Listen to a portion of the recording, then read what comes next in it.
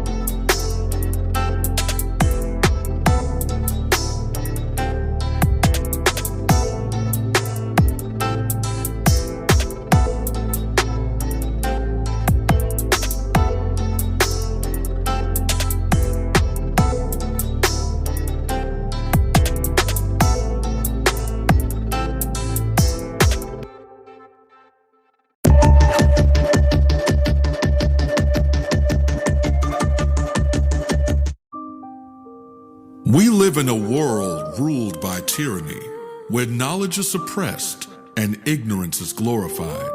A world where propaganda and misinformation travel the airways at the speed of lies. But in the midst of the violence and chaos, a great awakening is taking place. And as the media empires continue to collapse, a new network is forming. A network of truth, a network of courage, a network of awareness. Peace and greetings. You are now tuned into the Network of Awareness podcast radio station, where we examine current events, politics, health, finance, and topics of cultural relevance in America and throughout the world, while bringing you insightful interviews with guests that will both educate and inspire you. And now, your host of the Network of Awareness podcast radio station, ORRA the Informationalist.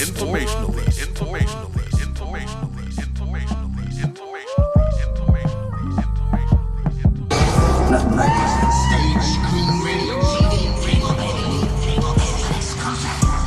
Please just tell me what's happening to me in plain English without the mumbo jumbo. My aura is a network full of awareness and gifts like Aura, the informationalist. How you doing?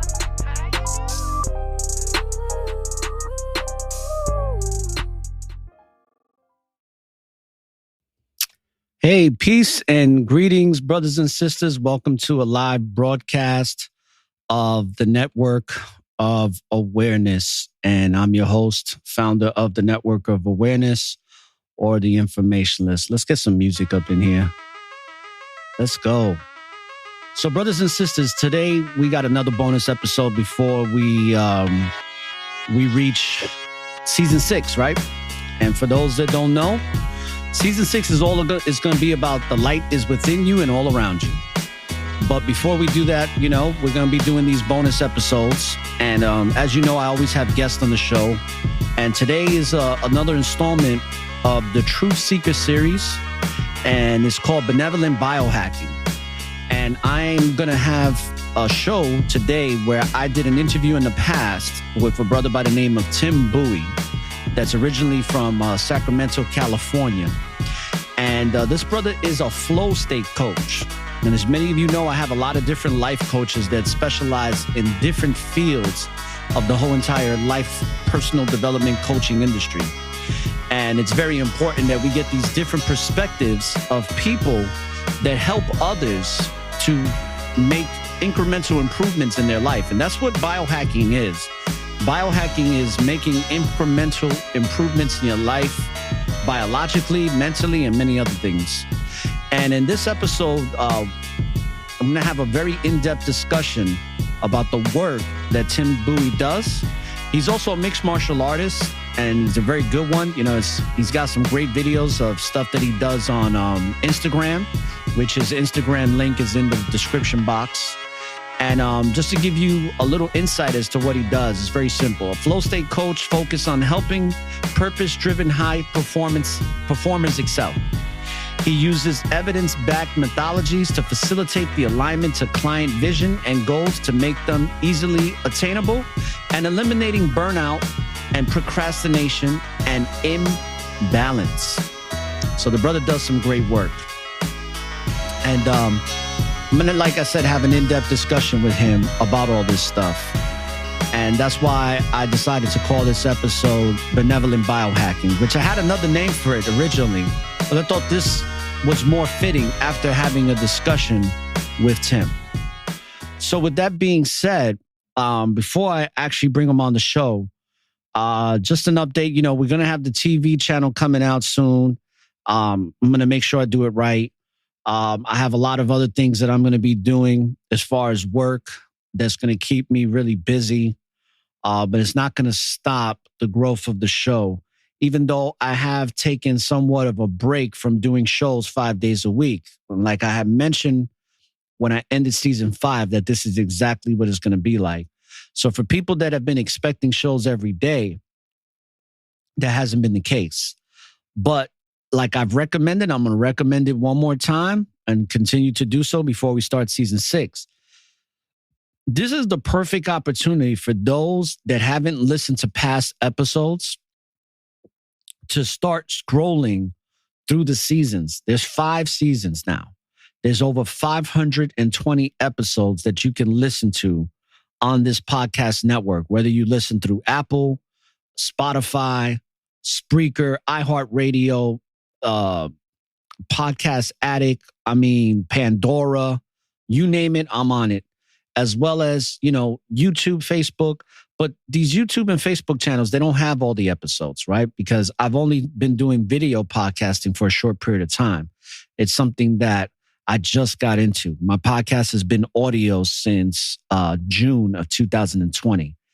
And if you want to listen to past episodes, I strongly urge that you do that, because there's a lot of information that I brought out and a lot of good stuff that you can listen to that ranges anywhere from a half an hour to 3 hours of listening per episode. And I would strongly suggest that you brothers and sisters do that, because there's a lot of great stuff that I have from the past that not really understanding how the algorithms work with these companies that shadow ban and all that. So when I first came out, I was guns a-blazing, really bringing out a lot of information, especially when it came to the science appliance and the whole, pandemic thing and things that I was bringing out before things really got bad, and it all played itself out. It was kind of like being a prophet without trying to be a prophet, but it was clear to see the direction that we were going in. And ever since the pandemic has come, nothing's been the same ever since. And I'm starting to understand that more and more as I start to acclimate myself back into the world, because I kind of went off the grid for quite some time. And my only sanctuary was my home and my studio. And I wasn't really out there in the world. It was very limited. But now I'm slowly but surely going out more into the world and socializing and, interacting with people to be the Most High's example and to spread knowledge, wisdom, and understanding the best way that I've been gifted and blessed and graced to do so. So with that being said, this is a very in-depth interview that I did with Tim Bowie, and I hope that it brings you great substance. And I'm going to share that in just a moment. And then I'll be back welcome. There it goes. Let me bring that back here. So I'm going to play this interview. It's about an hour and 16 minutes long. So, like I mentioned before, I hope it brings you great substance. And why don't we play that video right now? And then I will be back to end the broadcast. So thank you for tuning in to the live broadcast of the Network of Awareness, as well as don't forget to download the show and support the show with your downloads, because that's how we get to monetize the show with the ads that are in the show if they're downloaded. Okay. It definitely helps out. So let's get on with this benevolent biohacking with Tim Bowie. All right. So enjoy, brothers and sisters, and I'll be right back.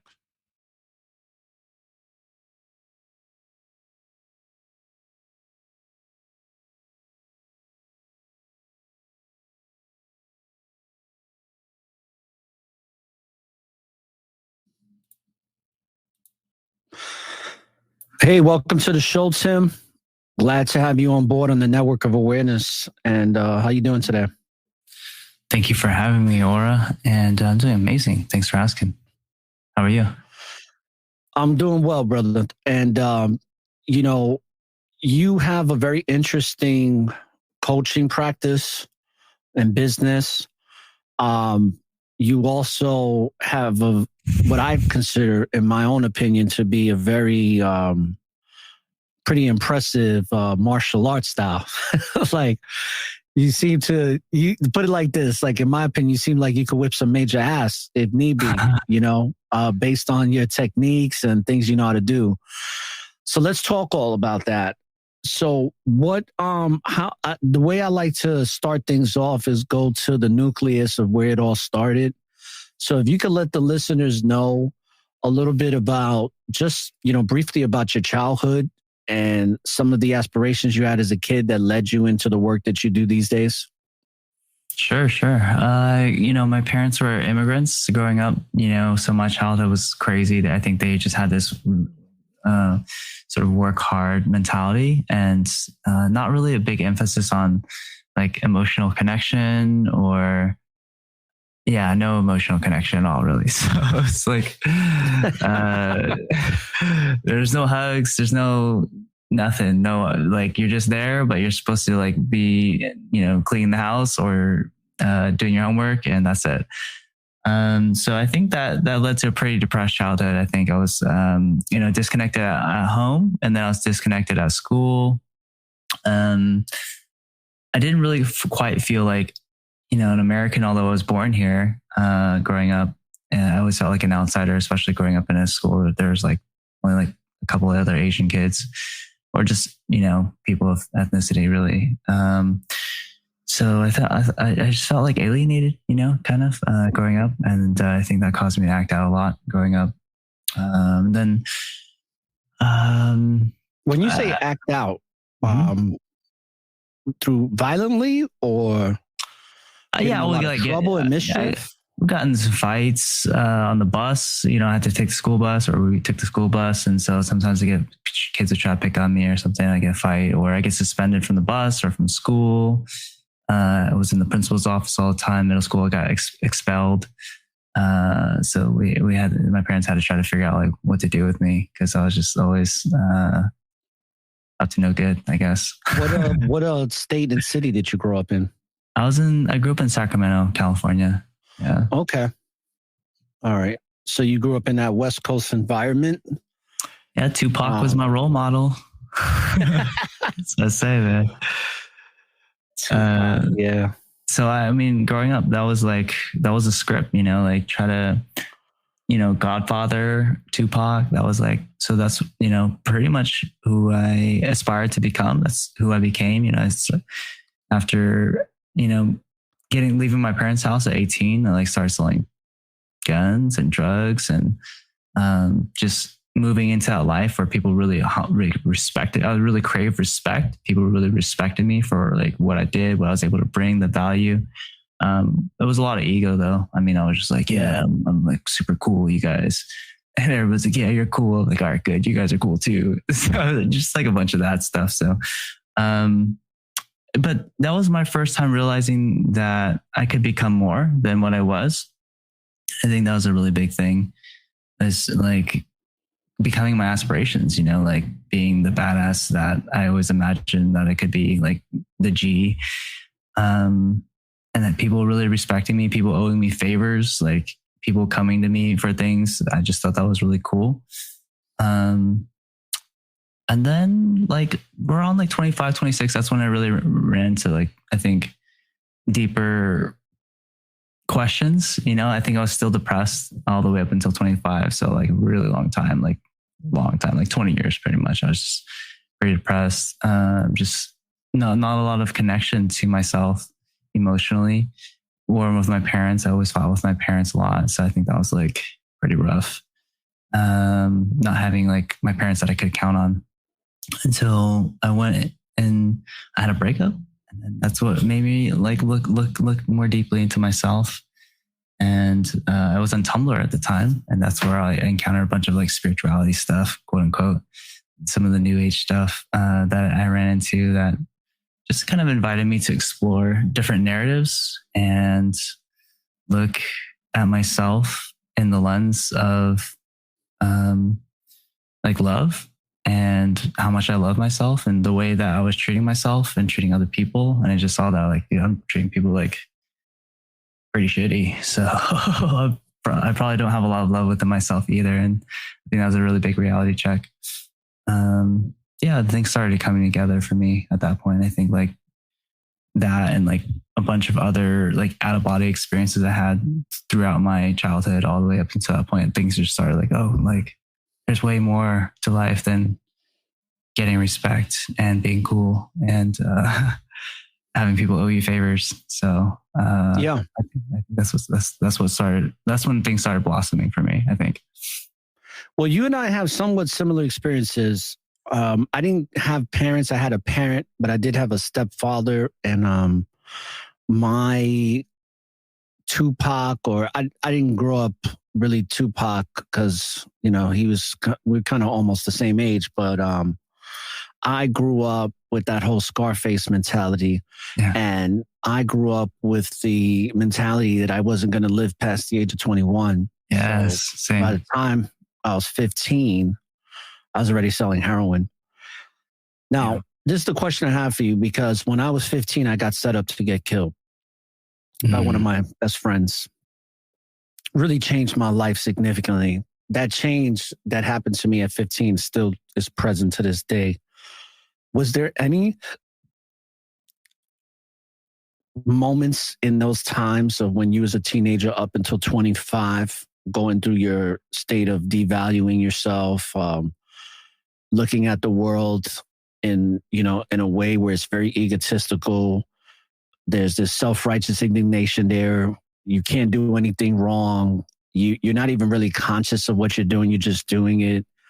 You're feeling yourself, but you're not loving yourself. And I know what that feels like. Yeah. Was there anything that happened to you? Because in my years of mischief, drug, my brothers and sisters, something that. All right. So is of true value spiritually. Were there any situations that happened to you where you had a spiritual awakening or had an out of body experience where you was like, whoa, like there's something more to what I'm actually experiencing and I better change? Did you have any moments like that? Yeah, I really love how you just like encapsulated that self-righteous indignation, that whole period of our lives. I think you did that really well. I was pretty arrogant, my dad. But yeah, I think my first experience was when I was 12 and I Googled how to meditate. And after like, I think my first time or my third time, somewhere around like the really, really beginning, it was just, I looked up how to meditate and something came up on Google. It was like Zazen meditation, which is like a Zen style. I came to find out later. And it's basically like you count your breaths. So every inhale and exhale, you count. So inhale 1, exhale 2, up to 10, and then you just go back to 0. So I did that for a while. And then like, I had this experience where as I was inhaling, I felt like the same amount of air that was coming in, I was exhaling. And then like this cycle continued till I felt like I stopped breathing, where like they were just like equal, like just in and out. But like it was just almost to the point where I wasn't breathing. And then like, as that started to like that cycle of breathing, that rhythm started to slow down, time started to slow down. And then like, you know, I had my eyes closed and then I just like entered this, what I would call like a subliminal space where like all of a sudden I was connected to like source pretty much. Like every question I had was immediately answered. And like I just had this massive download of like all these things that I've ever wondered.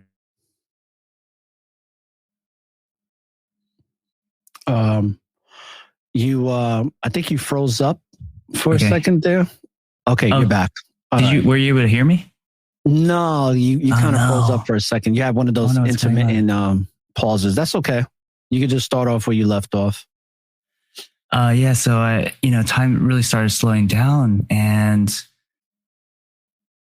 all of a sudden I had this huge download from source, and it was crazy because I didn't have the language to describe it, and I didn't know what to expect. I didn't even know that, that was even possible. Like it was just a completely different experience. And it was day when I entered meditation, but when I left, it was night. And it felt like 15 minutes, but it was like a couple hours. And it was weird. Like I just got teleported into the space, and I was like super traumatized by it. Like it sounds really cool, and it was really cool, but like as a teen, like you really don't know how to describe an experience. Like you could have got abducted by aliens. Like how do you explain that? You just can't. You don't have the words for it, And like I didn't have my parents to rely on to like, something really weird happened today. Mom and dad, no, they didn't give a shit about that kind of stuff. So there's, so I couldn't talk to my friends about it. So I think, that was the beginning of a series of out-of-body experiences that I've had. And I think out-of-body experiences are also like categorized as near-death experiences too. That the similar thing happens where your pineal gland is triggered and DMT comes out, and you have like visions and things like that, or you enter subliminal spaces and contact with source. So it's been a lot of natural out-of-body experiences as well as like DMT, ayahuasca, things like that. But I think like seeing that there was like a depth to life that I hadn't touched yet each time. And then going back to the normal space, connecting with like people at school and stuff. And they're just arguing about like, just mundane things like, oh, he didn't raise their hand, or like he stole this, or, whatever. And it's like, you guys have no idea like what's happening, it's like, but nobody could understand. So I think as I got older and like realized like, that there's like, this huge body of like spirituality or new age or whatever that has the language for it. Then I was able to share with people, and they're like, oh, yeah, like I've had similar experiences too. And then we can really finally connect. And so like just close that loop finally, and just meet the right people that have always been kind of seeking and like been part of these like more deeper life experiences and like really want to understand what's going on. So you tried a lot of things. So from everything you've done and the understanding that you gain and the what I call the understandings of who you are as a spiritual being, having a physical experience, what does spirituality mean to you now? Yeah, I think the first level of spirituality is just it's on the spectrum, and it's just I look at it from the spectrum of love, and I think there's like patterns of self-sabotage on one level, or one end of the spectrum, and the other end is self-love. So like everything that you're doing that, you're holding yourself small, or you're doing just, conditioning, critical thoughts, downloaded from your parents or from other people that basically keep you from operating at the level that, you can, like where that doubt comes from, where the limitations come from, all that stuff. Like when I remember when I was like young, even brushing my teeth was a challenge. I'd literally fake brushing my teeth just so my parents would like, not get on my case. But it took as much, I had to like wet my toothbrush. Like I had to put it back and like squeeze my toothpaste. And I was like, at this point, like after a few times of doing that, I was like, I might as well just brush my teeth. And then like, that's the cycle of like self-love. It's like, oh, just take care of yourself, dude. Like, what are you doing? And that's really what it is. My daughter did the same thing. My daughter did the same thing for years. Yeah, it's in your DNA. Well, no, I don't do it, but I don't have any cavities. You're mischievous though, right? Or she like doesn't follow the rules or something. But she has like 7 cavities now. She's only 21 years old, and it sucks. But yeah, she used to do the same thing.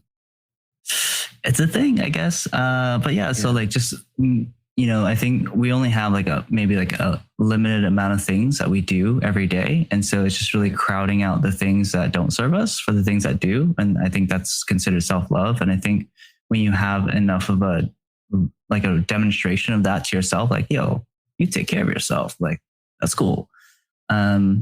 You develop that rapport with yourself. Then you, I think, go into this process of becoming more full within yourself of love, and you become like a beacon of whatever that is. And it comes out in the form of kindness, whatever that is.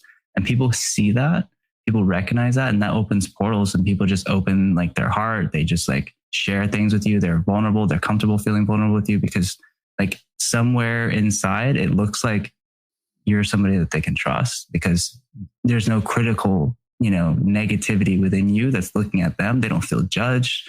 And so I think that's really like the opening volley of spirituality.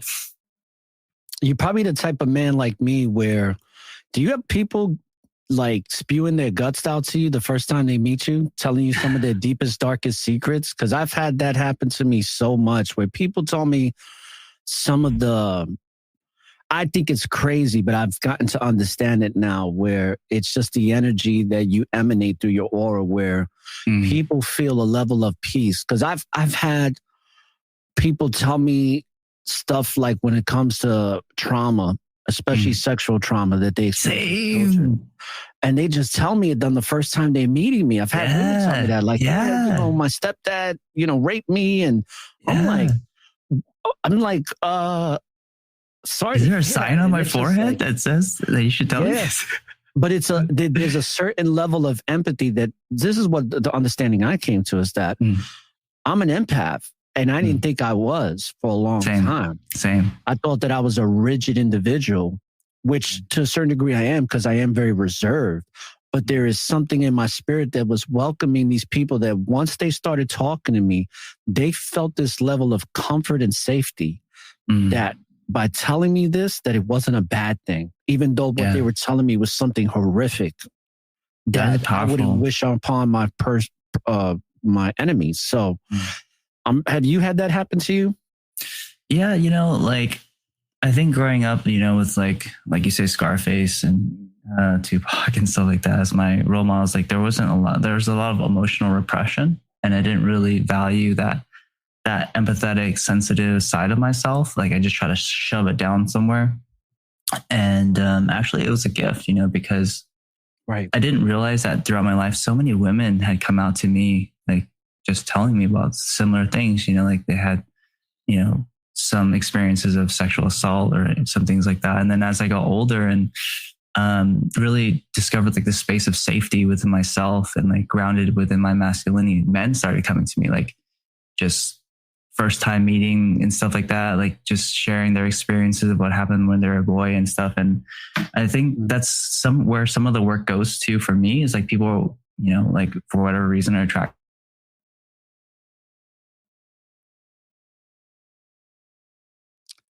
We just had an intermittent pause. Maybe. I gotta fix my internet, man. What's going on with this? That's okay. You're back. Okay. But yeah, we left off where you were saying that, like you even had men come to you and share these things that they wouldn't probably normally share with other people, and they've shared it with you. And that is a gift. That is a gift that comes from that higher power that not a lot of people have that. What is considered in the scriptures of the fruits of the spirit, where people feel, especially if it's a woman, right? Like they're not going to share that with just any man, because they're when people go through that, whether male or female, they're very guarded. But it takes a certain level of trust to be able to express that to another person. So there's something that level of compassion and empathy that a person emanates, that energetic frequency that is emanating from that auric field compels them to feel it. They may not be able to interpret it or understand it for what it is, but spiritually, they are going to vibrate on that level. And that's why they disseminate or convey or express that feeling to you so easily. And then it's our job to kind of process it and utilize the proper understanding and discernment on how to deal with that, so that we can not close ourselves off and be like, hey, why are you telling me that? Don't tell me that stuff. I don't want to hear that stuff. But instead be able to put ourselves in their shoes, understand what they're feeling, and then provide some insight or guidance on helping them to understand that it's not their fault. And that's what I've been able to do. Be like, hey, that's not your fault. Don't feel the shame that comes with that anymore. And if there's anything I can tell you is this, and that to help you move forward. And a lot of times it goes very well. Not that it ever goes bad, but sometimes it's hard for people to embrace what you're telling them. There are other people that would be like, hey, I'm so happy that I had this conversation. I haven't told that to anybody. Only my mother knows, or only this person knows. And now I told you. And that's when I tell them the famous line that Robert Riopel, who was my very first guest a couple of years ago, where he said, everything happens for a reason. Or do you know what the other half is? And I was like, no. Well, that reason is there to serve you. So every time you're having these encounters with people, nothing is coincidence. Like in the movie V for Vendetta, the only thing that when it comes to coincidence is the illusion of it. It's not real. Everything serves its purpose. Everything is very precise and intricate from moment to moment, because everything is always in the present. There is no past or future. That's only our perception of the reality. But when it comes to the universe, it just is. It's the constant. It is always happening at the very moment. So that's something that I've come to the understanding of, and it's helped me out a lot. And I'm growing in that understanding. It's never ending. Let's talk about this. Let's talk about discernment, because that, when you told me about your discernment coaching, I thought that was amazing. How did you, well, first of all, what is your understanding of discernment, and how did you develop this coaching style that has discernment as the foundation of it? So I think it comes from understanding first principles, right? And understanding first principles is this idea that comes from physics, which is like, what is like, if you have you're presented with a complicated problem, like how do you break it down to the most simple aspects so that you can actually manage like getting into like this really complicated problem? And so there are, I think, elements within every situation, circumstance, problem. And it usually boils down to very similar things. And also, if you look at like, there are like supposedly maybe 7 natural laws of the universe. It was written a long time ago by some guy named Hermesius Trismegistus or something. I don't know his name. Thoth, Emerald Tablet of Thoth. And it's also talked about in the Illuminati or Freemasons, 7 natural laws. So like those are a set of principles. And so there are many sets of principles that could be useful, like just different framework. And I think for me, looking at like going through, I love frameworks. I love archetypes. I love like templates. And just going through life, I was like, I studied so many different things like the Enneagram, MBTI, like just endless amounts of just different ways of categorizing ideas. And I was like, well, like all this comes down to like, how do I like filter out like all these really complicated things into things that I can make a decision from? And then at the end of the day, it comes down to the compound effect. Like everything, there is such thing as instant gratification and you can get results right away, but it's all about the long game. Like everything compounds over time. And, that's a quote. I don't know, Einstein and a bunch of other people have said it, but it's just like, that's the most powerful force in the universe, is just compounding over time. Like, and it comes as a massive snowball. And so the base of that, of what can compound, is your judgment or your decision making or discernment. is like the layer of discernment that you operate from creates the snowball effect. Each time you make a decision, that just stacks on another decision. And then that just creates like the flow of your life. And all of your decisions, like all the decisions you make to like make friends with certain types of people, say boundaries and say no to certain types of people, like invite certain things into your life. Like it may come to you like 5 years later or 3 months later, but it's all coming back to you, like the good things and the bad things. And it all comes from just like a level of discernment that we have, that we operate from. And I look at that as like, if I was, to have a child and raise him, like I would just think of like, I don't need him to think the way I think. I would just want him to think in a way that he can discern for himself what's good for him. And I was like, okay, so if that's the case, then what is the way that I would share with him? And it's like this basic human operating system of just discernment. It's like, just figure out, like, how do you figure out what's the best thing for you based on what's showing up in your life and taking action on that? Because that's all it comes down to. Yeah. If you ever have children, do you have children? I do have a son, not really in his life right now. And yeah, that's it. I have a son. Yeah.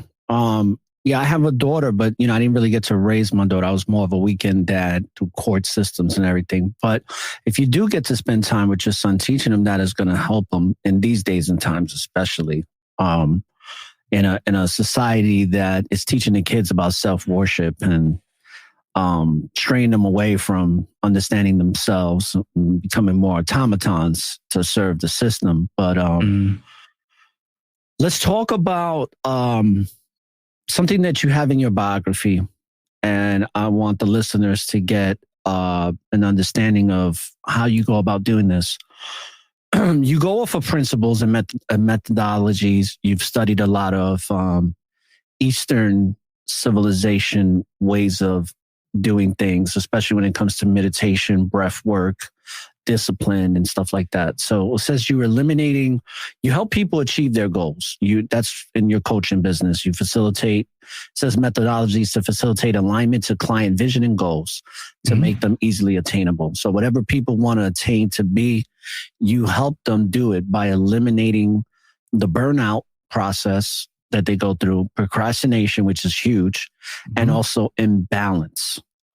So what is the ways, briefly, that you can explain without having to, go through the whole process of your coaching? Because I want the listeners to if they want to know more, they have to go through you to get that coaching. But sure, what are some of the ways that you teach people how to not get burnout, how to not procrastinate, and how to not be in balance with their life? I love this question because I feel like I could talk about it forever. And also I don't hold back. So like, if you can ask me anything, I'll tell and share everything. Like there are no secrets for me.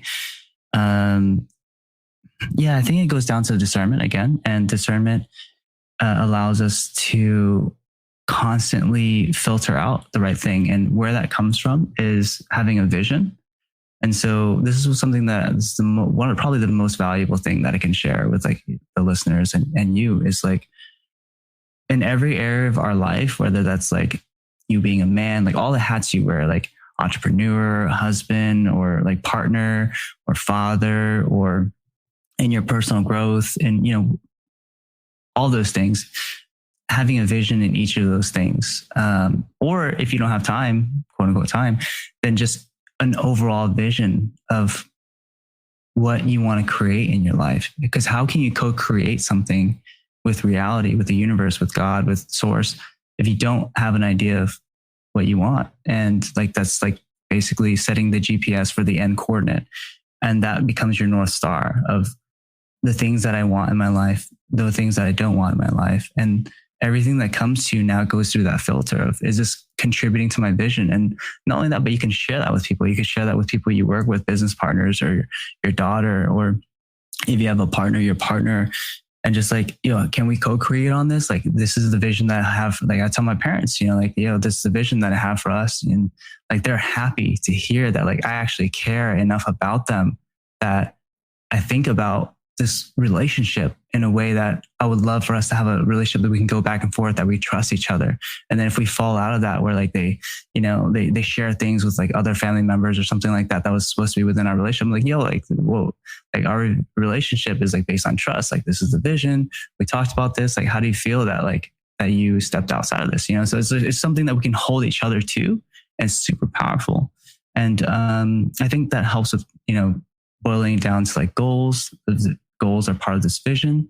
And also like when we procrastinate, we have to look at, is there a part of our vision that we don't really believe is achievable?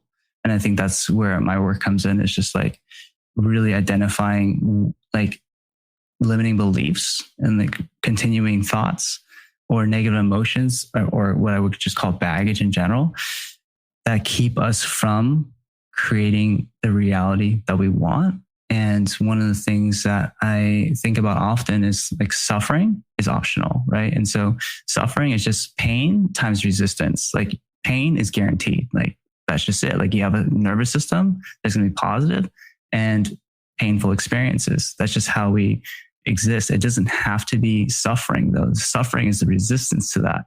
And so when you have that resistance, you're making things harder on yourself. So however you associate with your goals or the things that you quote unquote have to do or you should do in life, those create resistance, and that creates burnout. That creates procrastination. So really like starting to like just develop the sense of what you're resistant to. And if that's something that's serving you, because, resistance is not necessarily a good or bad thing either, but just becoming aware that it's there. And if that's getting in your way, then, figuring out what that is, or contacting somebody who can help you and hold you accountable, or I do like energy work, or I do like subconscious release techniques and things like that. So it's like maybe somebody else has like the tools or the support system that allows you, or the methodologies that allow you to like clear out the stuff that's not serving you, or they have the level of discernment where they can look at you and they can hear you and they can hear the projections coming out, and they could just identify that, just open that up. And even a conversation sometimes can clear it up, but if not, then there's always other things that you can do too. So, I mean, it's just like really just figuring out what the biggest, most exciting thing that's going to pull you forward into the future that you want. And then allowing that process to take place, allowing the synchronicities to happen. It's not all like yang. It's not all like, yo, I got to fucking wake up with like, I don't know if I'm allowed to curse. I just got to wake up with like saliva coming out of my mouth like a ravenous dog and like just go after my day. Like, it's not really like that, man. Like that's burnout. That's like coming from like a place of like fear that you won't make it if you don't do that. And it's like the universe, I believe, this personal belief is, I believe that it conspires for us. I believe that it serves us, like you say. And the higher that we can connect with it on the vibratory plane, the more it's there to serve us. Cause that's I think, that is the law, part of one of the laws of the universe. And so, I believe that that's why we exist, is so that we can realize that we are connected to source in the most divine way possible. And, all the things that separate us are just things that we get a chance to work through. I think those are, I call them like golden nuggets, like the things that have been passed down from my parents that don't serve me. And I get to transmute and bring that back to them. And they get to receive the joy out of that. And I receive the joy from like connecting with my parents, the people who brought me into this plane of existence. And, if you look at the Eastern, philosophies, the main essence of most Eastern philosophies is this idea of tantra. And it's not like, just a sexual idea of tantra that we have in the West, our projection into it, but it's union with the highest. And that's what yoga is as well. And yoga, in the East is not like, just doing these poses and headstands and stuff like that. It's like spirit, mind, body, all in unison in connection with divinity. And like when you channel that you're basically channeling that, you're learning how to channel that. And that's just, that is just the most powerful experience that I've ever had. It's just connecting with that divine source and just being with it, with the flow and the speed of life. So, yeah. Yeah. I follow the scriptures, and I follow the teachings of what people know as Christ, but, he's had many names before. Is, one of the Hebrew name is Yahweh, Yahweh, or just that oneness, that understanding of the beginning of all that is and ever will be, and the creator of the universe, of that which works through us. And one thing that I've come to understand more and more is that when we are operating in our own understandings of our lives, where a lot of times we're operating in ego and it can be very misleading. But when we start to go to that source that you speak of and allow the source to be the guiding force, where you realize that you were created in the image of something far greater that you can only begin to understand. Mm-hmm. And when you start to begin to understand that and let that understanding and that source, that power, that thing that always is and ever will be, that infinite source of positive stream of energy that is unstoppable, you really start to grow, because then you allow that to dictate your thoughts, because that's where the thoughts really come from. It's not coming from you. You're the vessel that source is working through. And that's where you have the major breakthrough, because then you start to be like, I don't have to be in control of shit. I don't have to be in control of anything. All I have to do is be one with the force and the source of power that is in control, that created me to be in the first place. Because I'm only here for a temporary experience. So let me make the most of it with that higher power, instead of my interpretation of what that power should look like and be like. And that's the true freedom. So going into that, let's segue into a question that you have here. What does discipline and willpower mean to you? Yeah, I think that means, discipline, like if you look at the word discipline, there's a couple of definitions. One of them is like to be reprimanded, right? You can look at that in a more colloquial old term as like getting spanked. But that's kind of what we do to ourselves sometimes too. Like that's our relationship with discipline, is like, oh, I ate this donut, I'm going to shame myself for a little bit, or, I didn't work out, I'm going to shame myself. But I think what that does is like, that actually ends up making things harder on you, because now you got to overcome the shame. Now you got to now instead of like being at 0, you're at -1, that you feel like you got to make up for something. There's no making up. Like you said it earlier, there's no past. Like there's only now. So like as soon as you can get back to now, and like out of the shame and out of the things that you feel like you should do you got to do to yourself, like you can just be like, okay, well, I'm just going to work out right now. It's like 20 minutes. I'm going to just do 10 push-ups. I'll work out whatever, not tomorrow, hopefully. But, so yeah, I think like the relationship with discipline that we have is like, maybe it comes from some generational stuff, that hasn't necessarily served those people who have passed it down to us either.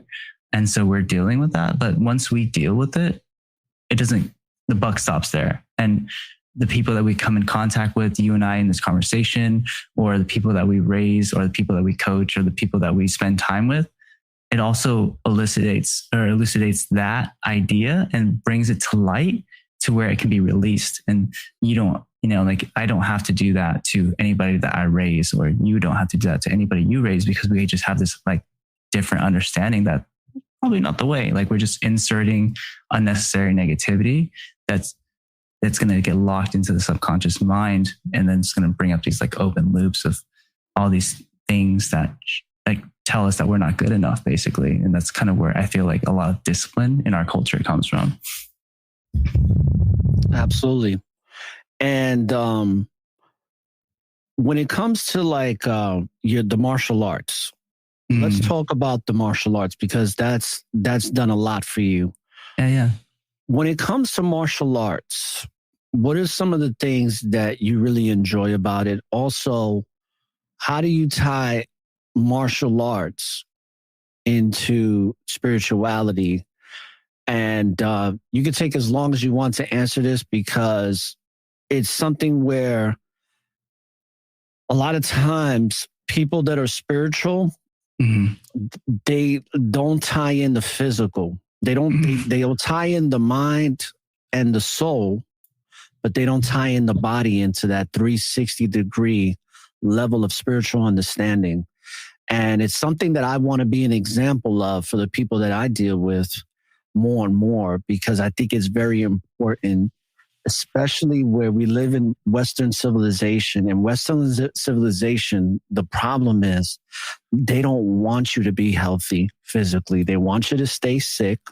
They give you these Band-Aids, and then they give you something called pharmaceuticals, which is a form of witchcraft.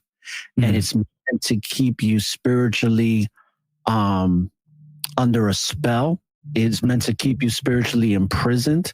And it slowly kills you and makes you go crazy and lose your mind, lose the faculties of your brain, and eventually deteriorate the body to where you turn into shit. You wind up to deteriorate to the point where a lot of times you can't walk anymore. You get diabetes. You start having heart problems. You start having problems with the central nervous system, with your brain, with your feet, with your extremities, with your liver. I mean, the list goes on and on.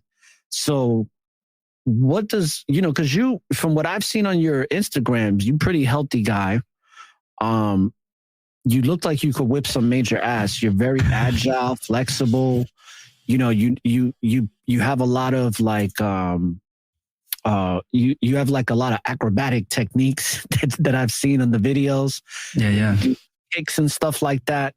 So I'm assuming it's very inspiring to those that actually want to get to that level. But what does it mean to you? What does the martial arts and spirituality mean to you? And how does it work out for you?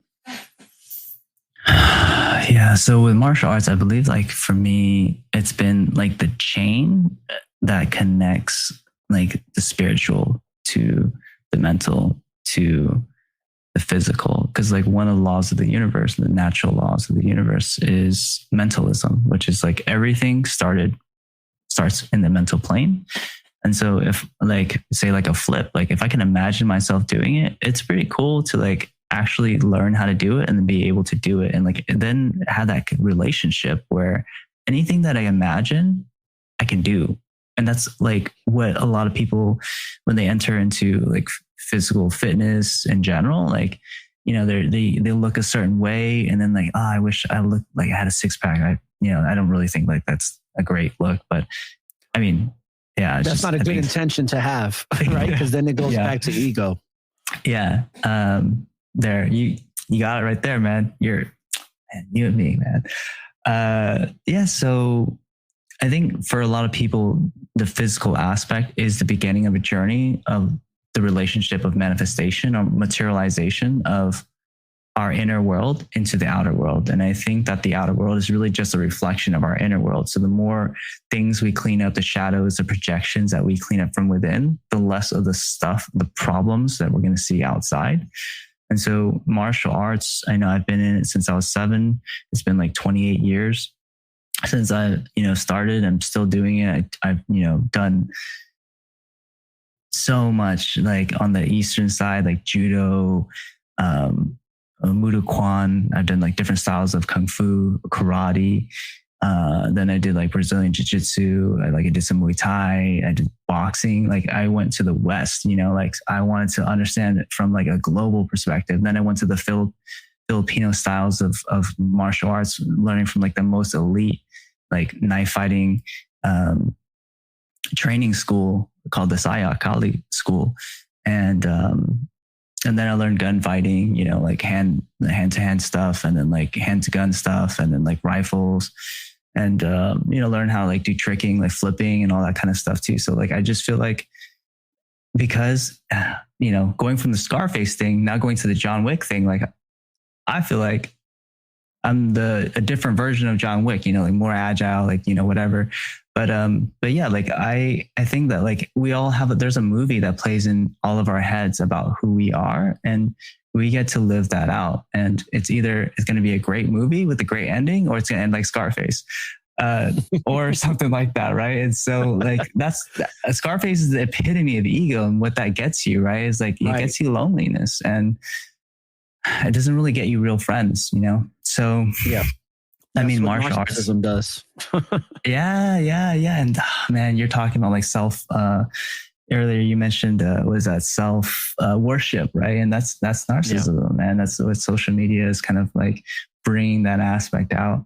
But yeah, I think like martial arts have really just, for me, been the relationship of materializing the internal world outside and then seeing my relationship and what I can do. And then what's fun for me on the spiritual side is like, I remember one of my first serious teachers that I took. It's going to sound weird, but like he had a lot of spiritual. He was my Buddhist teacher, but he was also like a martial arts master. He never taught me martial arts, so he just only taught me, Buddhist teachings. But he can do a lot of things. I mean, like he's personal experience. Like I had a friend who had a concussion snowboarding, and like she had a lot of difficulty recalling things, and she had a concussion. So it was pretty bad. And I took her to him, and he basically did like energy healing, and he's known in the Buddhist community to like have healed people, like from very life-threatening diseases, cancer and whatever. And one of my first experiences meeting him, I was introduced to my friend, and he was like, yeah, he's a martial arts master, this and that. And I was still very ego. I was like 25 or something when I met him. And I was like, is he willing to sign a death certificate? Like in those Chinese movies where like they challenge each other. And then I was just messing around, but I was kind of being a dick. And then he was like, no, you should really meet him and stuff like that. And I saw like my friend, he was like always depressed, like when we were growing up, and he was really dark, but he was like really, really, really smart, like wicked smart. And he invited me out. It's like, all right, like I see like you've changed, like there's something different about you. So yeah, let me go see what this is about. And I came late, which is typical of me at that time. I came late, like into the room, and he looks up at me, and then he continues speaking, and he's like, so why is it that whenever martial artists meet each other, they always want to fight to see who's better? And I was like, damn, what? And he's like one of the true values of martial arts is working on something and being able to share that with somebody else, because at the root of martial arts is learning how to protect yourself. And there's nothing more primal that drives like a sense of security on this planet than like being able to feel secure physically. And he beat me like in one sentence. Like no strikes were made, nothing, it was just over in that instant. And I was like, yeah, I surrender to your wisdom. He did a Bruce Lee on you. He did the art of fighting without fighting. Yes, he got me good. So yeah, I mean, I think it is in a different sense, it is discipline in the other definition of just doing something to mold you to become who you wish to be. And in martial arts, there's all these philosophies that come with it. Like the Bruce Lee, he's written so many, different philosophies of his personal philosophies. And I have my personal philosophies. And like all those for me boil down into first principles that goes into the martial arts that I train and teach. And it becomes an esoteric practice of, for me, like, because the inner world is a reflection of the outer world, like how do we get a better sense of all these inner world things that we can't see, but we have a relationship with, like these feelings, these like burning desires, these like, it could be, it could be like how fast you move through something or how slow you move through something. And we in the physical world, we can see that, but the internal world, like you can't really see like how fast your thoughts are moving, for instance. But like, if you just like put a layer over that, I'm like, okay, so now it's jelly. And then like, what? Jelly? And then you just imagine that. And it's like, oh, well, if I imagine that's jelly and I imagine like my movement becoming jelly, then what does that look like? And then if I was an artist, how do I paint that? And if I'm a dancer, how do I dance that? And it's like, wow, like now there's just this whole other realm of expression that comes from just adding these little things, these little elements of anchors, of frames to operate from. So yeah, it's been a huge thing for me. Yeah, I think I'm going to call this episode Energy Flows and Transforms. I would say it never dies, but it'd be too long for the title. But I think I'm going to call this Energy Flows and Transforms. Yeah. I think that's a perfect, because we talked about transmutation and a lot of... You know, one of my favorite quotes from Bob Proctor, he passed away about a year and a half ago, I think. He said, well, if you can see it in your mind, you can hold it in your hand. And when you were talking, I was thinking about that. Let's take this conversation into a whole different direction. Okay. I believe in the book of Revelations about how we are coming into a time, or we're living in an age that is spiritually corrupted, where a lot of wickedness has been glorified. There's a scripture in the Bible from Isaiah, the prophet, that says they've accepted the darkness for the light. It's Isaiah 5:20 says they accepted the darkness for the light and the light for darkness. They've accepted good for evil and evil for good. And they accepted the bitter for sweet and sweet for bitter. I'm seeing that, and when I interpreted that on a basic layman's terms for somebody who may not be spiritually inclined or even in the scriptures, is that society as a whole, humanity as a whole, has accepted the lie as the truth, and the truth is now the lie.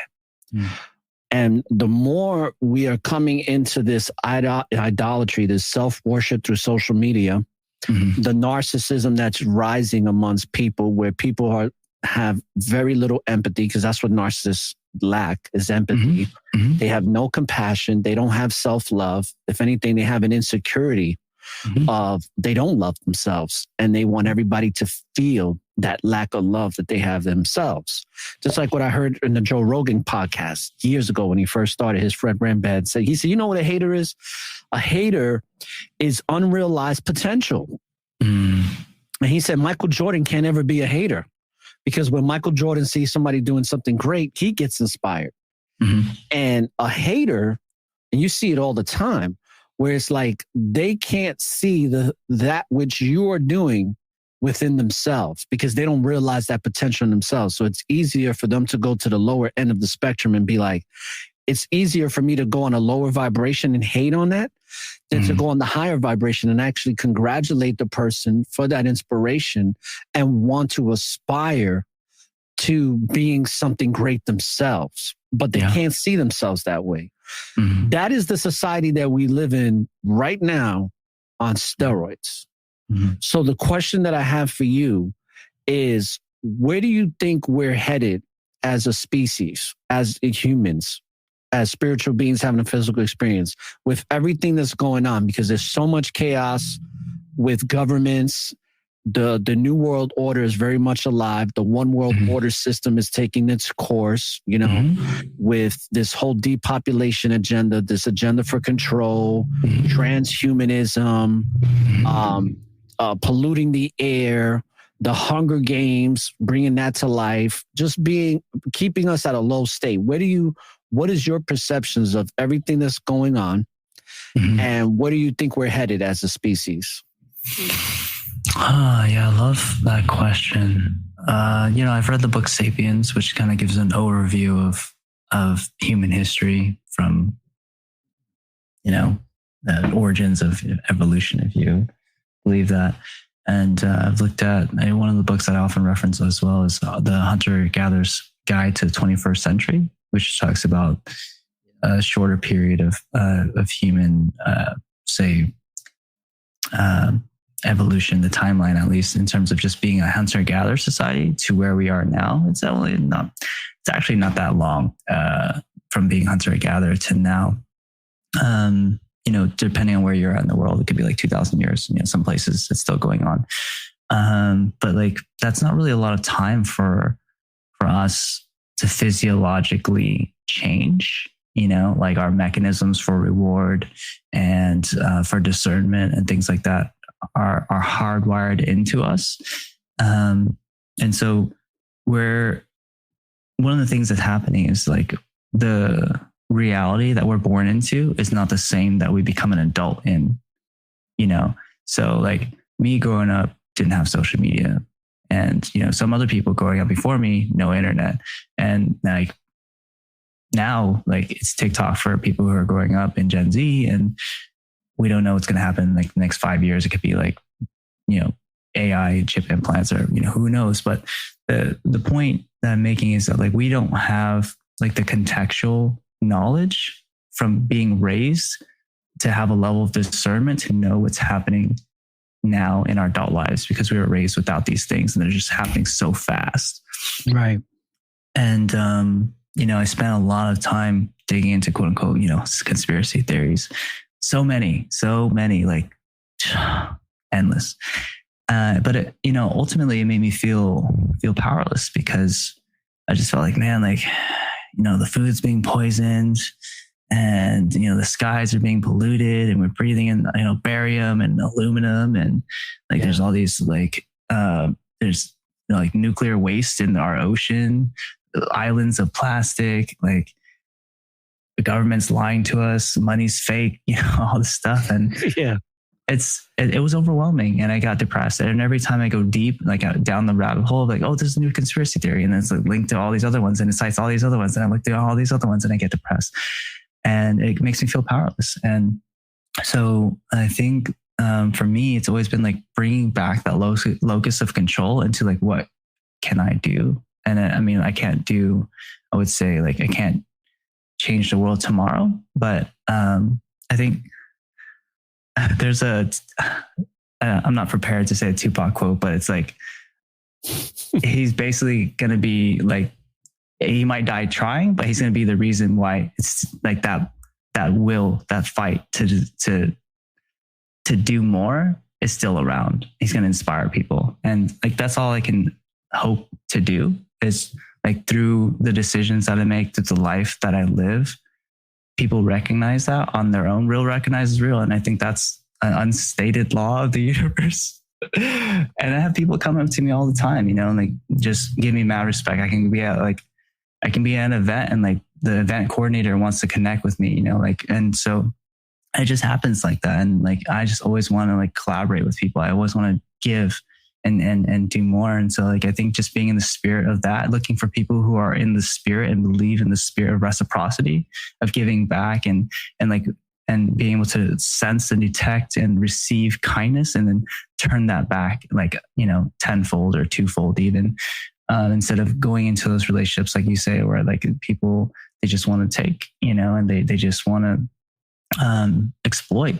And so just being able to have that sensitivity to know where to give like all the value that you have, so that it can go into the world, like, and then be multiplied. And it's a multiplication game. Everything comes down to like a multiplication game. The universe is not linear, it's exponential. So how do you multiply and allow like the fruits of your discernment, the fruits of your virtues come to light and be received by the world. And I think that's like the biggest thing that I try to focus on within my realm of control. And I try to bring that to my family. I try to bring that to people who are close to me, and everybody responds in kind. And for the people who don't, I just spend less time with them, because there's not an equal exchange.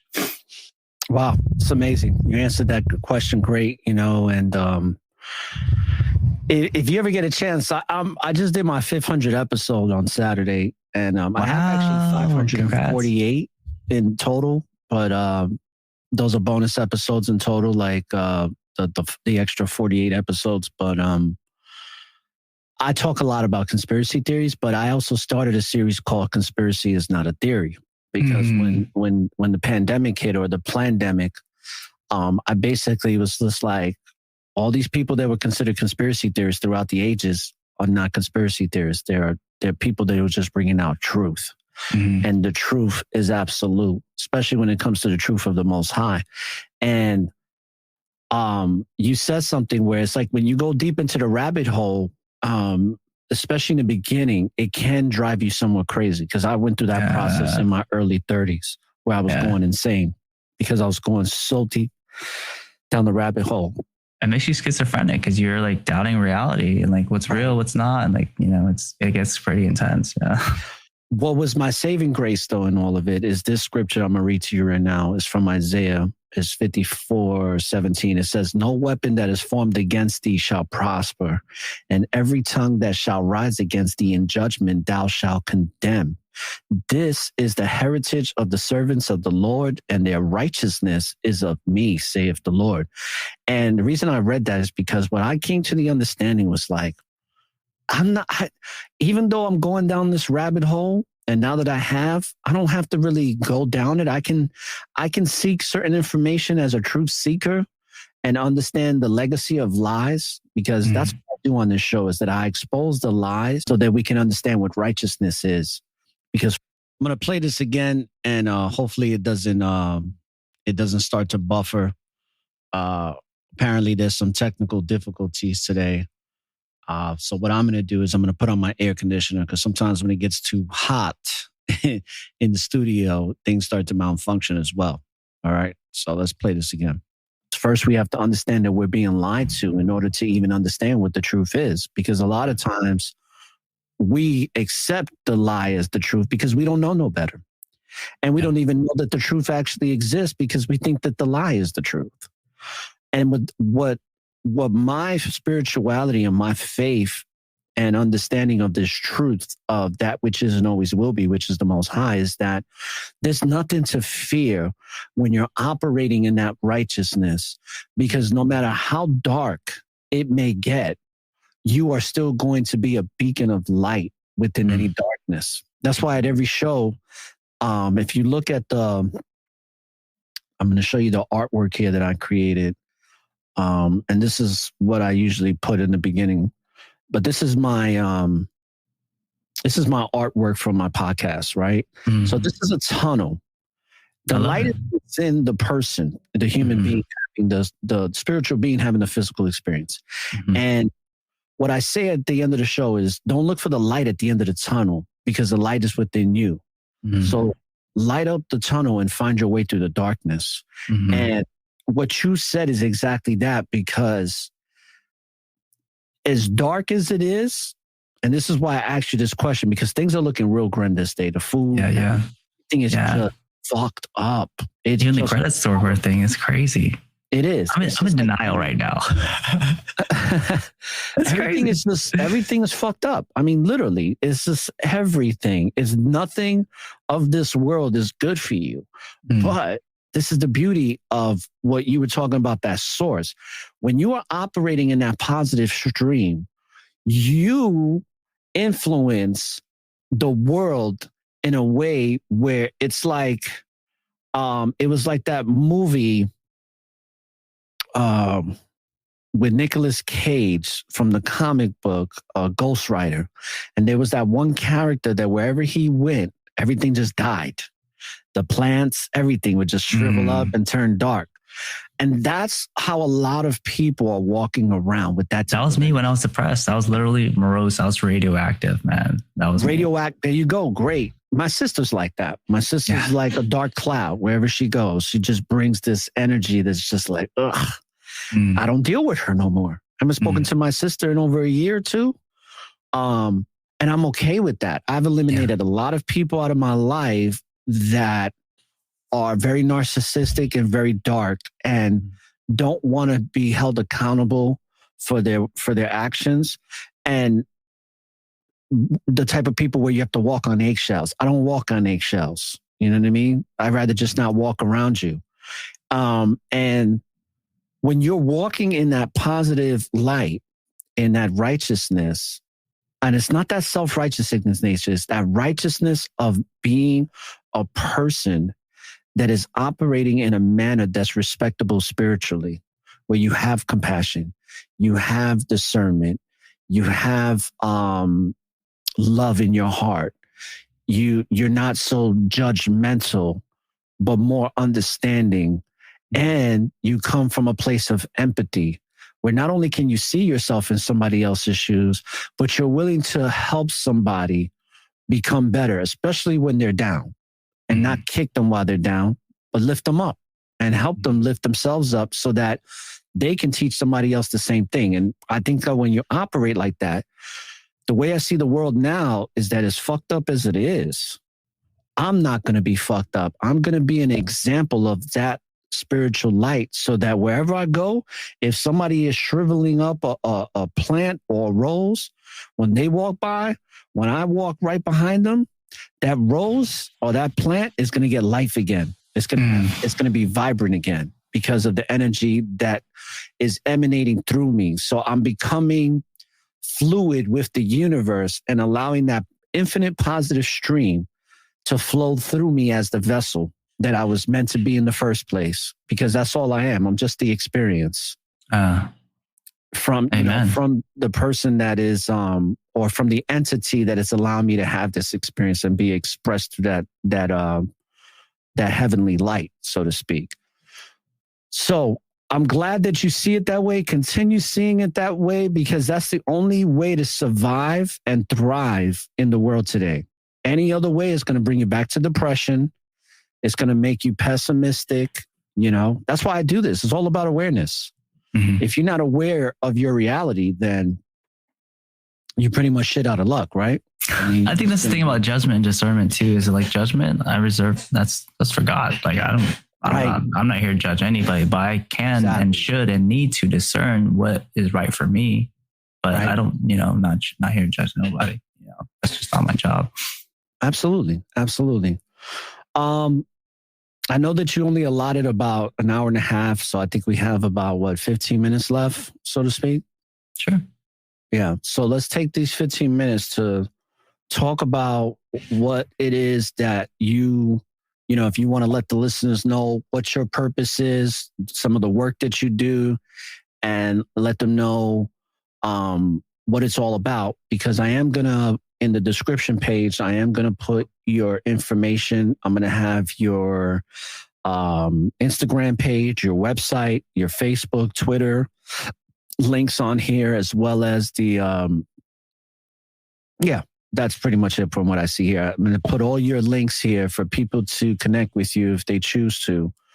But what are some of the things that you want to bring out in this podcast that we haven't discussed yet that you want to, let the listeners know about? Yeah, thanks for giving me a chance to do that. I think I'll start at the top. I think like my purpose and what I'm doing with my business, my vision is to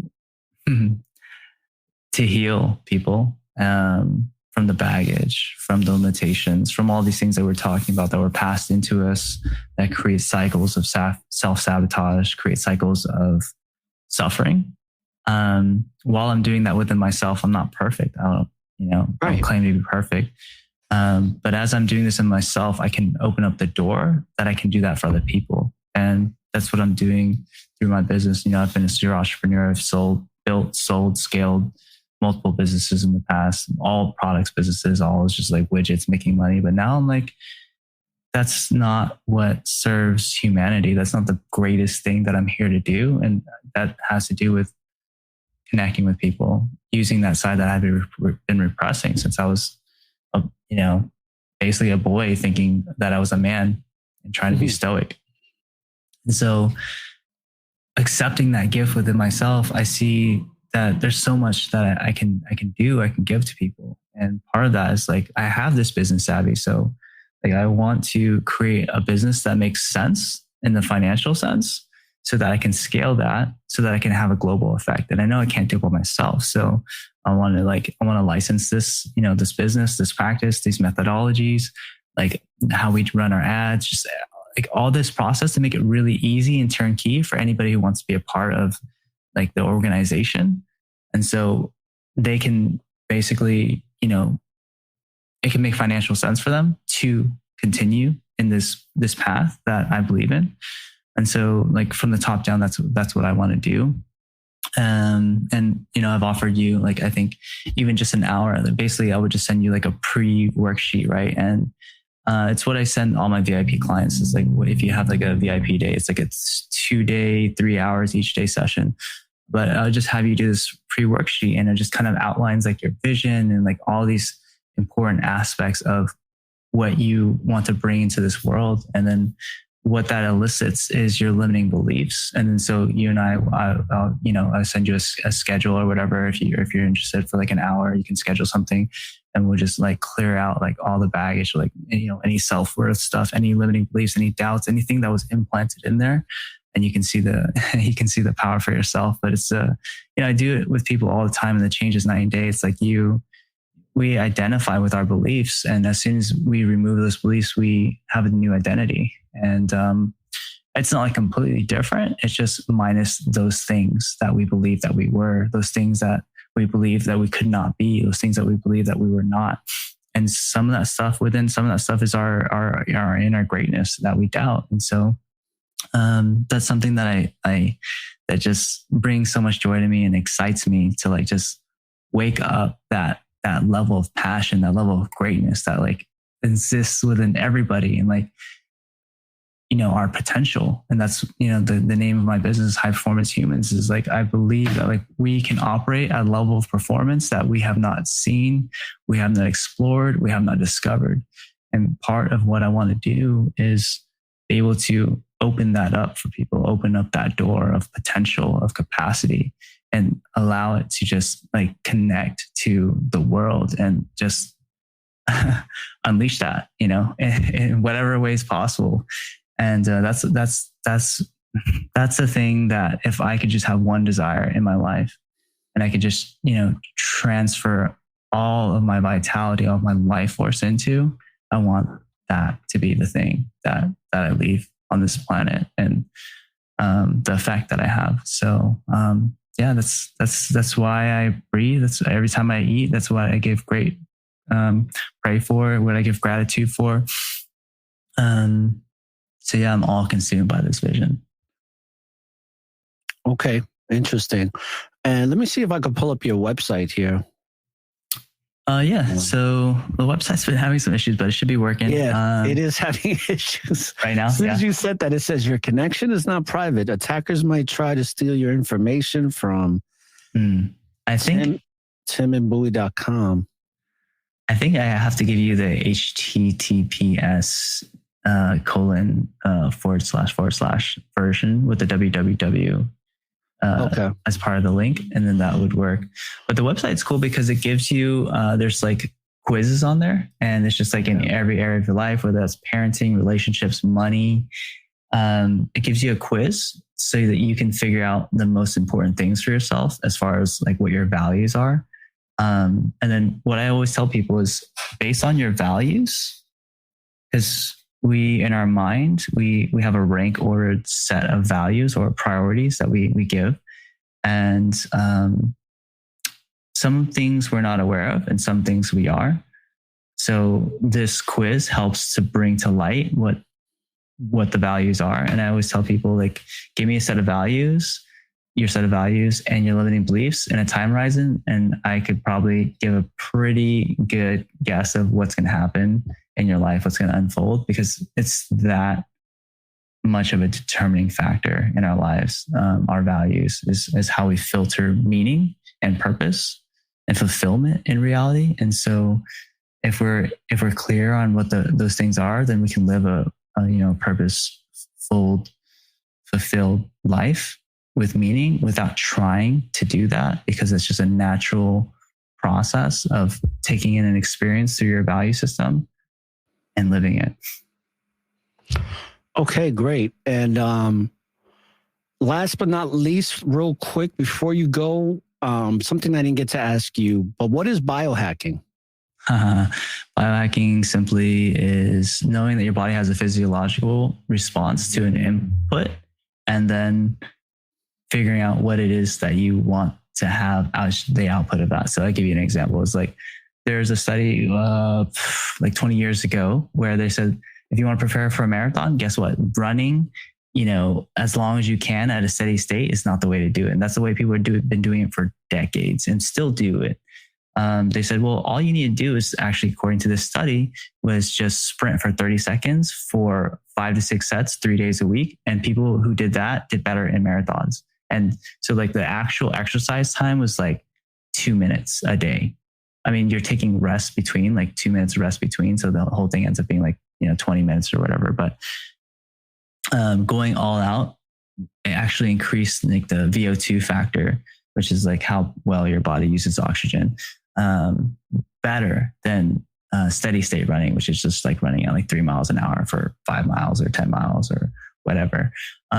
Actually, your body gets tired and the cortisone goes up. So anyways, I'm not going to get into that, but it's just the idea is that like there are ways to get the results that you want in life, like within your physical body, whether that's like sleep better, whether that's be more awake, whether that's have more energy, whether that's get jacked, but naturally, you just biohack. And the idea is just understanding how your physiology works and what to do to modify your outputs with the least amount of, using the 80-20 principle, using the least amount of effort. So, just doing 2 minutes of exercise a day versus running like 10 miles, you know what I mean? Like it's just so that different. less is more. Less is more. Yes. That's something that I came to an understanding 5 years ago, and I've been trying to practice with everything I do, especially in business. Less is more. It's like you don't have to do so much to get the results you want. It's actually doing less that gets you more results. Yeah. I'm gonna actually try that because I was getting back into running, and I think I'm going to do some sprinting instead of just doing long-term running. Yeah. I recommend bike sprints first, just because it's less taxing on your body. But if you're already a really climber. You're talking about biking, like bike sprints? Oh, like on an air bike where you got to do the arm thing and the leg thing. Okay. That's like safer, but like sprinting is how they did the study. You still get results from the bike thing. But with the actual sprinting, you're working out your entire body. The only thing with that is like if your body's not used to that level of stress, because it's like maximal stress, you could get injured. So that's the only caveat. So just safety versus, but the results are pretty similar. Okay. Well, Tim, I want to thank you for coming on to the Network of Awareness. I think that you provided a lot of great substance, and the information that you provided, I know, is going to be very edifying for all of the listeners around the world. And definitely want you to I'm going to have you come back, if you're more than welcome to, on season 6. When we start season 6, I'll have you come back on and we can talk more about biohacking, talk more in depth about discernment and some of the work that you're doing. So greatly appreciate you coming on. And any last comment you want to make before we end the broadcast? I'm just really feeling blessed to be a guest on your podcast. And I really thank you for the insights you shared through Isaiah and the book of Revelations. Just sharing I feel like we're very connected, the way that we see the world, the way that we grew up. So I just really appreciate this time that we spent together. Thank you, ORRA. Me too. Really appreciate your time and your energy and your spirit. So with that being said, brothers and sisters, I'm going to give an outro, and we'll get that started right now.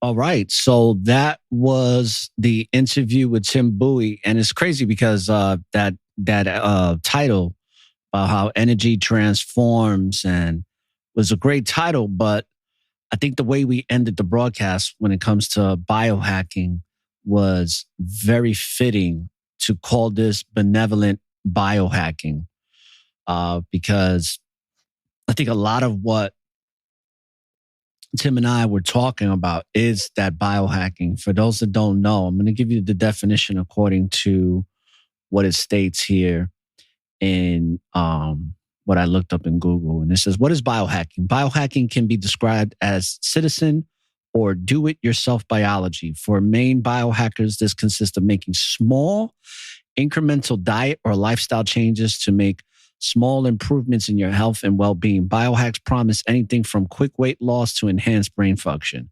And like he was talking about with sprinting for long-distance runners, and it being more beneficial and having more success doing that method opposed to the one that's been used for decades. What is biohacking the body? Biohacking your body means changing your chemistry and your physiology through science and self-experimentation to increase energy and vitality. It is a broad definition, but that's also because the concept is constantly evolving. Wow. Giving all praises to the Most High for that, because that's what we should be doing spiritually, mentally, and physically all the time, especially in the world today. We should be constantly evolving in our understanding in this walk, in this thing called life, and really be getting a greater understanding of what our purpose is here individually to be of service to the great creator of that which is and always will be, and also to the creations, being us, to each other. And that goes back to what the scriptures talks about and showing love to one another. And something else that I like that Tim brought out was that, when he shares this information, or when he's trying to help his family or friends or people that he comes across in his walk, those that are not very well receiving to the information, you tend to stay away from. And that I truly believe in that, because there's people that I deal with or have dealt with that I don't deal with anymore, because it's pointless to deal with people that are not looking to grow, that are not going to take counsel properly, that are not going to, pursue things with a pure heart, that just want to waste time. And a lot of times, if we focus our energy too much on these types of people, we wind up wasting that energy to these people. And it serves no purpose in our lives to waste that energy when we can be giving it to somebody that's going to receive it and going to do something with it, especially in every waking present moment. And I can't stress that enough, because there are people in this world that are not worth your time. I want to say that again. There are people in this world that are not worth your time. And if you're somebody giving time to somebody who doesn't appreciate it, you're wasting it. And you're wasting valuable time that's always present. So in that present moment, that energy you gave was a waste. And some people may disagree with that, and that's fine. We can agree to disagree.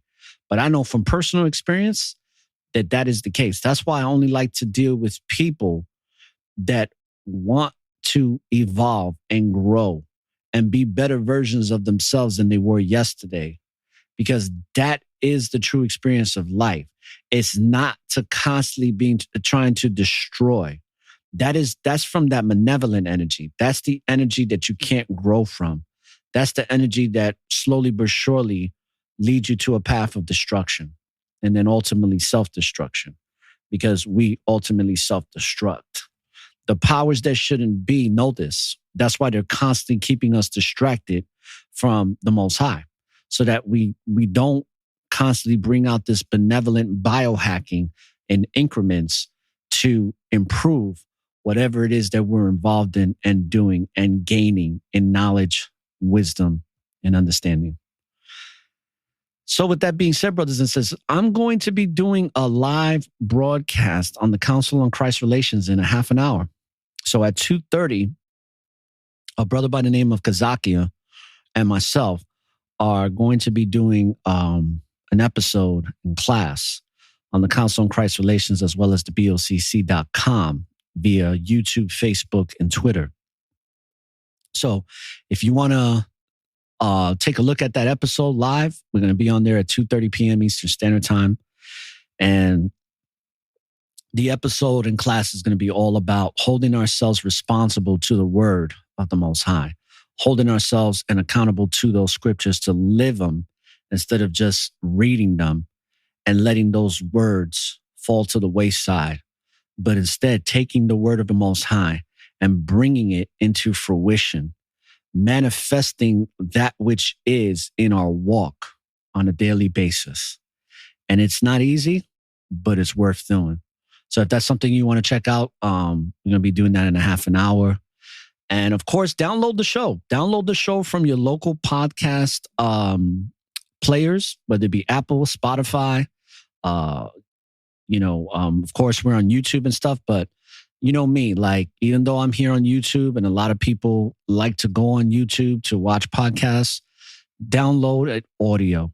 It's much better for the network, because for me, and this is just my personal opinion, I don't like giving too much of my skills and gifts over to these platforms like YouTube and Facebook or Twitter, because they're not really supportive of this type of information. And because of that, I think we should give it to the more exclusive podcast platforms that do. And then ultimately, when I come out with the TV channel, I think the TV channel is going to be the epitome of support when it comes to having a true network of awareness that solely is not interrupted by these virtual governments. And that's why the TV channel is solely going to be subscription based, because then that way you're going to be paying $4.99 per month to get uninterrupted. No have to worry about algorithms and all this other madness that goes on with these networks. But I do what I do to get the word out. These platforms are a stepping stone. They're more of a marketing type of platform, but support the podcast through downloading it through your favorite podcast player. Download it from YouTube if that's the only option you have. And we steadily are growing. And at the end of the day, we do this to serve a greater purpose for everyone to benefit from, instead of just trying to get vainglory and validation from the world. I'd rather be recognized by the world for the information instead of being recognized by the world to venerate me as a man.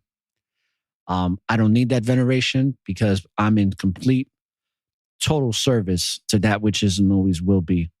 And I'm just here barring a glimpse of what this potential of this infinite light and divine love comes from, which is the Most High. So with that being said, brothers and sisters, I hope that you have a safe weekend. I know that this is I don't celebrate these holidays, they're man-made holidays at all. So sometimes I forget about them.